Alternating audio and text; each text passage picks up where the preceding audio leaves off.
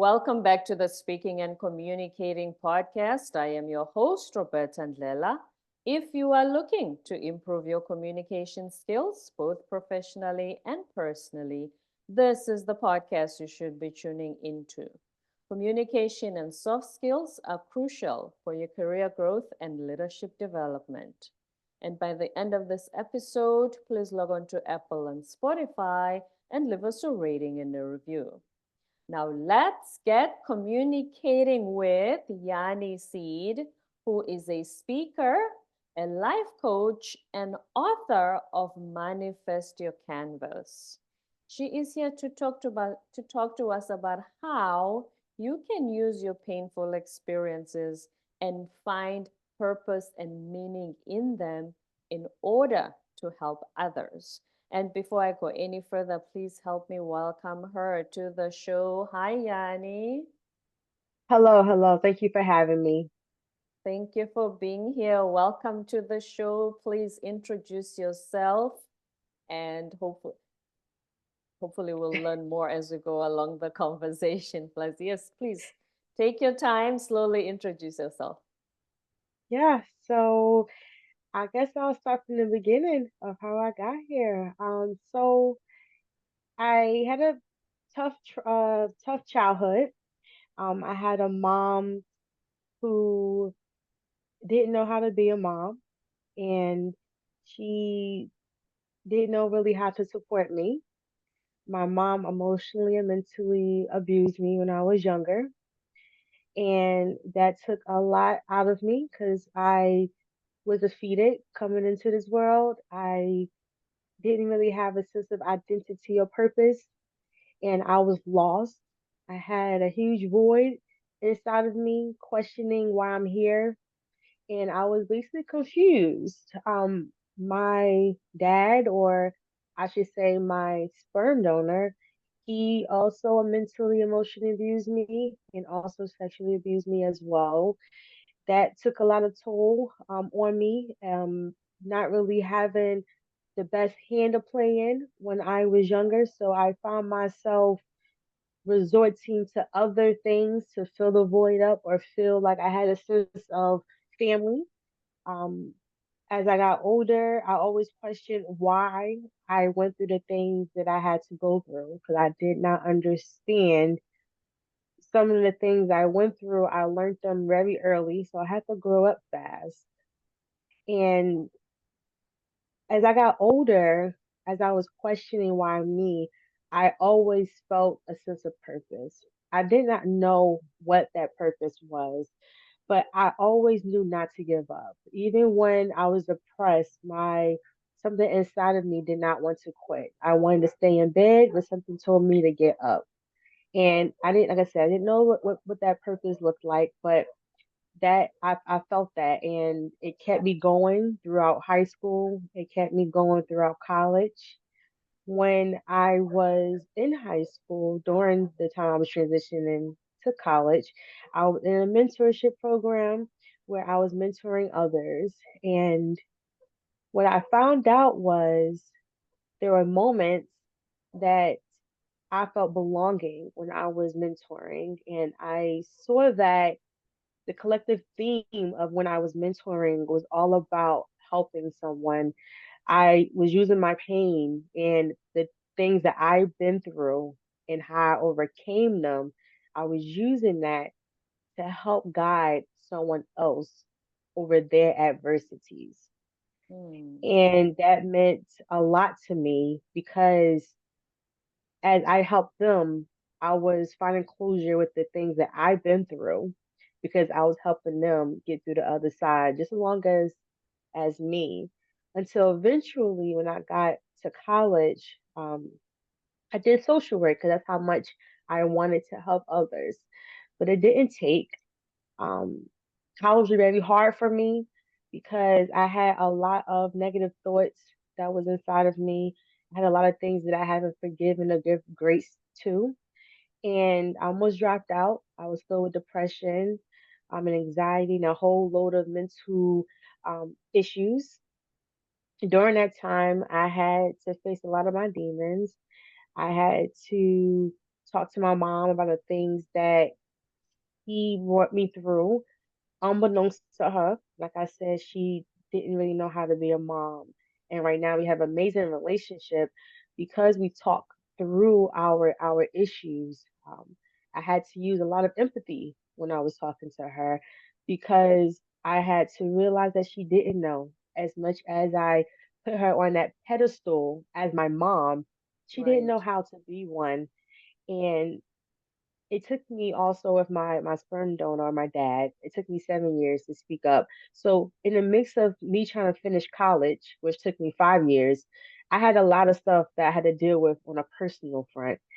And I had Let's to talk, sorry to interrupt you, Yahne, because Mhm, there's a lot to unpack here, and I want us to mhm, just go step by step with mhm. each of the things that you've brought up. The first one being when you're a child and your parent does something that is painful or says something that is painful to you, because usually parents are the ones that say, you're beautiful, you're this, you're that, you're special, you're gonna go conquer the world. When they do the opposite of that, what goes on in your child like mind, so to speak? What story do you tell yourself? They must be telling the truth. They should know. That's how I saw my mom. You should know. You're older than me. You should know what you're talking about. So the story I tell myself is I am that. I didn't know any better, but that's the And if story I you told have myself. friends at school, do they say their moms treat them the same way? They would say a mom, or they would say their grandmother, or whoever their caretaker is. They wouldn't necessarily be a mom. Mm. But what I'm saying is the guardian, the caretaker, do they speak the same way to them as your mom did? Did they treat them the same way as your dad did? Or did you realize, wait a minute, when I listen to my friends speak about their parents, that's a very different experience than mine. The friends that I was around was mixed, depending on where I went. My outside friends, parents spoke to them probably a little bit harsher than I was being under my mom, or they was not existing at all. They just didn't care. The friends I had made in school was different. They had some moms that actually cared and was supportive, but most of them, their moms or their caretakers, didn't care. So we had that in common. Wow. And that's what actually brought you guys together, as you said, that you had that in common. Because if, for instance, sometimes you hear kids say, my parents are getting divorced. I'm going to be the only one with divorced parents in my class. Let's move. I don't want to be here. I'm going to be the laughing stock. So, usually, good parenting or a loving home is the default. And then, if you have a different experience, you are considered the anomaly, the outlier. And you're saying Yeah. that at the time in your community, that was more the norm. So the kids that I didn't have in school, yeah, I was around more of a community of moms or caregivers that didn't really care, or if they was there, they wasn't really being bothered too much with their child. Mhm. And what do you think about yourself when you go through these experiences, especially because it comes from your parents? It's one thing for me, my parents used to say loving things to me and my brother. And then if somebody from outside said something negative, I didn't care so much about their opinion. What mattered most is that my mom tells me I'm beautiful and she loves me. You know what I mean? My dad, the same thing, and he does this and he does that lovingly. So if somebody outside says the opposite of what my parents did, because I believe them so much, it didn't stick. Now, if the opposite happens, if somebody from outside had come to you during that period and say, Yahne, you are beautiful, you are special, you can do amazing things one day, and you would have thought, what?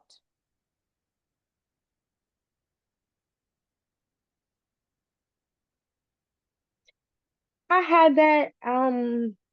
Wasn't many, but when I did have it, I was grateful for it because I felt like you see me other than what everybody else see me. I feel like you saw me deep down because I was a tough kid, but for those that did try to speak life into me, I felt more connected to them. Cause like this is finally someone who actually sees me for who I am and not the first layer that I was presenting to people.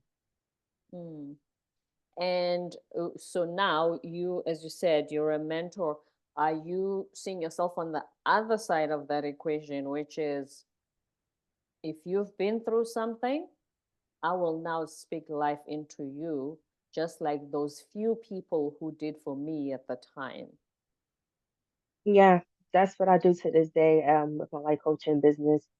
I speak life into them because I know how it feels to have no one speaking to you. And those that have, I got here because of them. So if I can do the exact same thing for them, then I'm all for it. So yeah, we need individuals to feel more supported when it comes to overcoming any adversity. Mhm. When your clients come to you and say, Yahne, please be my life coach, I need help with, what comes after the with usually? A sense of purpose. They want to find a purpose in who they are. Most of the clients that I have had some trauma or they have a challenge in finding their identity or know what works for them.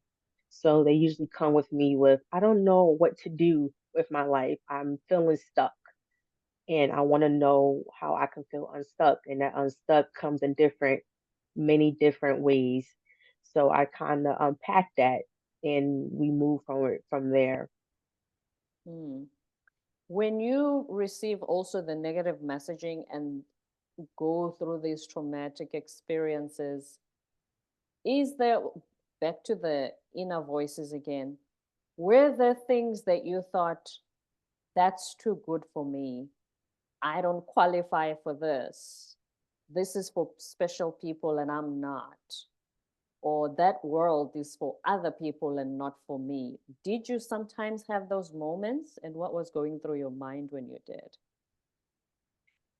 Yeah, majority of my life, I felt that way. Because if you're being told 9 times out of 10 you're worthless, and then you have an opportunity that you may can get, you're not focused on the positive.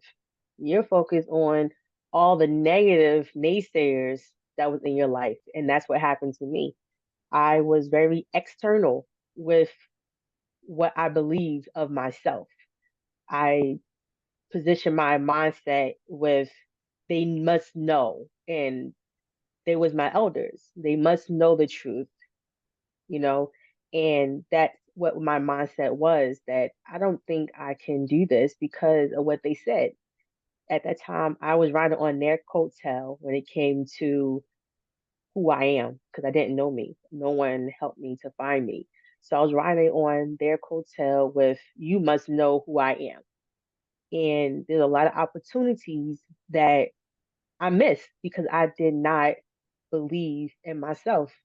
And I don't regret that. It's just a learning experience to love yourself more than the negative thoughts that are in your head. Hmm. I like that, borrowing from others until there's a saying, I'm going to paraphrase it, but basically means if you don't have the self belief yet, borrow in the meantime from someone else who has it for you, who sees you in that light, until you come to a point where you see it for yourself. Was that the case? Yeah, I try to fake it till I make it, but I couldn't if I didn't know which way to go. And it took a while after college to try to guide my own self. And there's a lot of stumbles along the way because I chose not to listen to anyone anymore and really find out who I am. And when I found out who I am, that's when I started guiding myself to where I needed to be, which was where I'm at right now. And I prefer that at this moment because you never know who's really on your side. And you know who you are if you really pay attention. When you say you found out who you were eventually, was there a process? Is there a class? Is there a retreat you went to go find who Yahne is? How did that pan out? Well, in college, um, I was reading something in social work and I got overwhelmed and I wanted to drop out, but I heard a voice and this voice said that you're doing it. And I repeated it. I said, I'm doing it. And then it kind of have a aha moment. And I was like, I am doing it. And from that point forward, I started challenging all the negative thoughts I had. And I realized that most of those negative thoughts didn't come from me. Most of those negative thoughts came from other individuals. I just chained it to me because I thought it was true, but not until I challenged it. And I started challenging day by day with affirmations to be who I am right now. And it was through grace and forgiveness that I got through to the other side because without that, I don't know if I would have been here today. So it was through those things, affirmations, challenging your negative thoughts, and really putting one foot in front of the other every day, to find out who you are. And you just a human. Everyone's just a human evolving and learning from their experiences and trying to grow from it. That is absolutely true. And speaking of challenging your thoughts, like we were saying, it's the story you tell yourself. So when you challenge your thoughts, here's what happens.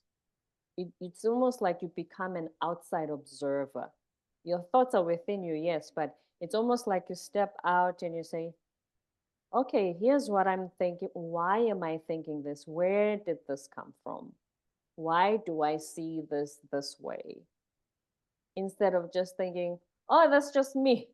That's my personality. You know how we say, that's my Yeah, personality. Leave me alone. It's so good that you mentioned that you challenge your thoughts. You start to observe them from an outsider's point of view and question, is this really true? Is it really true about me? Or is this where I see myself? Because that's when even the strangers who say, oh, Yanni, you'll never be anything, you can challenge that too. But it starts with challenging your own because you can recognize those. And the opposite is true, which is what you mentioned was when they say negative things, because that's how you felt about yourself at the time, it's almost like it was putting a rubber stamp on it and say, oh, yeah, I already knew that. I'm worthless. Oh, yeah, you're right. Because that's what you believed first. yeah. And it took a long time. It took very much a long time. For me to get out of that negative thought process. And even to today, because you know, we can't be perfect. So, I give myself a grace that there are gonna be moments that I'm gonna have to second guess myself. And it might happen naturally and I have to catch myself in those moments because it's a work in progress. Saying that humans are perfect is an oxymoron. That's not true. So when those moments come up, I don't get upset with myself. I just say, okay, I acknowledge it. It's there. It sucks, and you just gotta move through that. Can't get stuck in it. You can get stuck in it, which then let's drop the F bomb, forgiveness, Yeah, right? You mentioned yeah, forgiveness earlier. So, in this story so far, or like, let's not talk about the school bullies and everything. That's a whole other chapter. But in your family, forgiving your mom for not being the mom you were hoping for, your dad for not being the dad you were hoping for. But most of all, would you say that you also needed time to forgive yourself? yeah. I definitely needed time to forgive myself. There are still things that comes up in my past now, and I'm like, oh yeah, I thought we got over that, but we didn't. And I have to forgive myself because if I don't, then me waking up the next day is not going to have any benefit for me if I don't forgive myself. I have to forgive myself, and then the next day I have to take those steps and walk in a different direction. And we can't keep walking in circles, and doing the same thing over and over again. So forgiveness is very important to learning from your mistakes and moving forward and growing from it. And would you say that if anybody has been through what you've been through, they may sometimes ask, why should I forgive myself? I'm the victim here. They need forgiveness. Don't we Yeah, sometimes do that? yeah, like I said earlier, we always have to find somebody to blame for everything, and we have to realize that sometimes we can play a role in our life choices. I tell my clients the past is not here, the future will never get here. You only have right now. So the next step is your decision. 10 years ago, situation happened, but today, which choice are you going to make? Are you still going to repeat it, or are you going to do a different decision? And if you point fingers at everybody, you point fingers, you have three pointing at you. So you have to be careful who you're really pointing at. And you have to take a really accountability for your actions. I was self-sabotaging myself a lot. So I had to take accountability for some of those things that happened to me. Hmm. And when you were self-sabotaging, was it also based on this is how I feel about myself, this is how I see myself? So any decision you made at the time was fueled by that, by what you thought about yourself. So you make different decisions based on how you feel Yeah. about yourself now. Yeah, back then, it was how I saw myself, but more of I felt I wasn't worthy, so why try? That's kind of how I felt. I had a I don't care attitude. I'm just gonna do it. I didn't really want to be here, and if you catch my drift, so it was just more why bother trying to even make a decision because I was going through so much trauma. I didn't see the light during that time. So it was who really cares what happened to me type of mindset I had. Mm. When you go through those experiences at home, even as you get older, do you trust that then there might be outside people who care? Or do you think if they don't care about me at home, upside, we usually have this thing of outside people don't care so much about you, you will find love at home and be satisfied with that. But if home is not very loving, do you think there could be an external source of doing things differently? So back then when I had the void, that was a lie I told myself. That I didn't know was a lie that I didn't have love. My mom loved me. Wasn't the way I wanted to. I had a totally different Disney version of mom's being there. Wasn't the love that I wanted. But what I needed, she was doing it for me. So that was a lie I told myself. I had support, I had love. It just I was going through a lot of stuff. So I expected different things in different moments and it didn't pan out. So I told myself a story that wasn't true. Now I have a lot of support, a lot of love. I have two kids, I have best friends I had for 10 years who stuck with me through it all. My mom is still in the picture. We're stronger, like, we're real strong. Just spoken to her before I got here. So I have a lot of love, a lot of friends, those that care about me, my daughters. So the support system, if I do go down that road of depression or something, I know is there just a phone call away or a call rider away.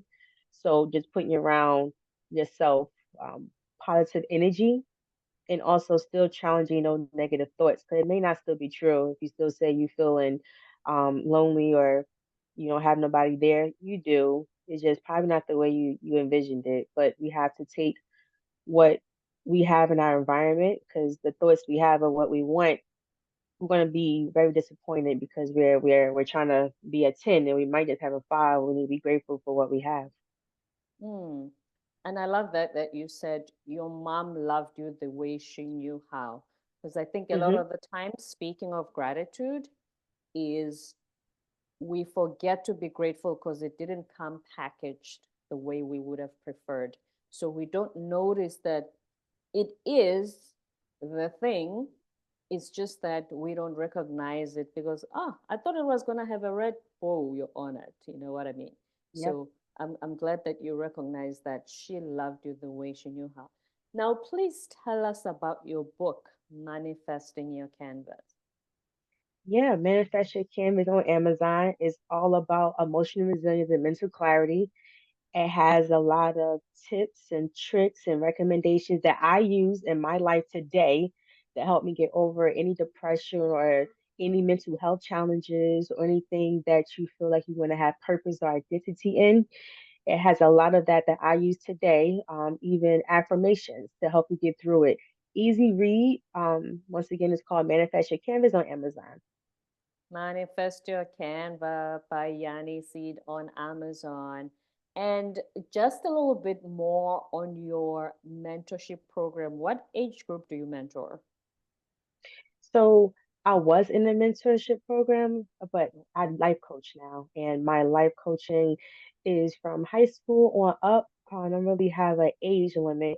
The only two things that I request is someone who's willing to do the work.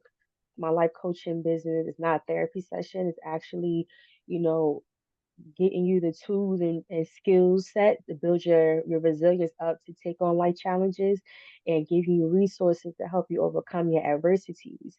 And I walk you through that and I help you through that. I don't have an age limit. Only thing I ask, if you really want to change your life to be the best version of yourself, then I'm your girl. We get down to that, but you have to want to do the work. I can take you to the ocean, but I can't have you, swim. You gotta practice first. So that's my life coach. You don't have an age limit, it just requires you to want to do the work.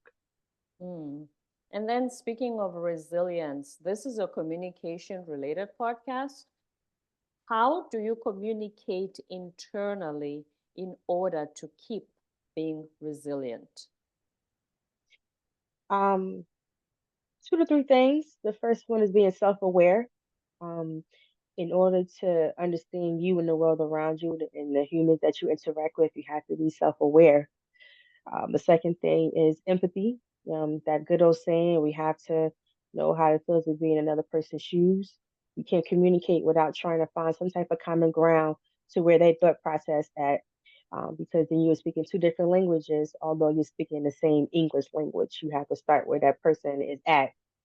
And the third thing is really giving yourself grace and understanding before even trying to commit to talk to someone else. Because if you don't know where your mindset at or what you feel, then the communication is definitely going to lack. Mhm. Your mindset at the end of the day is your thought process, is what you tell Hmm. yourself. Your mindset is what determines it Hmm. all. Yani Seed, thank you so much for sharing this time with us, for sharing your very powerful story. We honor you and thank you for being vulnerable enough to share this with us. But before you go, please tell us where we can find you online. Yeah, I have a website, yahnesneed.com, YAHNESNEED.com. And my social media handles would be Relentless Phoenix 00. The 00 is for the infinity sign, always beginning, never ending. I love that. Relentless Phoenix, resilient Phoenix, sorry. Relentless, Resilient. relentless, Oh, it's relentless Phoenix. relentless. We were talking about resilience. You see, I'm all mixed up. We were talking about resilience. It's relentless Phoenix. Yeah, and you see the life coach, author of Manifest Your Canvas, and speaker. Thank you very much for being here today. This has been a very touching and purpose driven conversation, and we appreciate you for being on our show. Thank you. I appreciate you. My absolute pleasure. Don't forget to subscribe, leave a rating and a review on Apple and Spotify, and stay tuned for more episodes to come.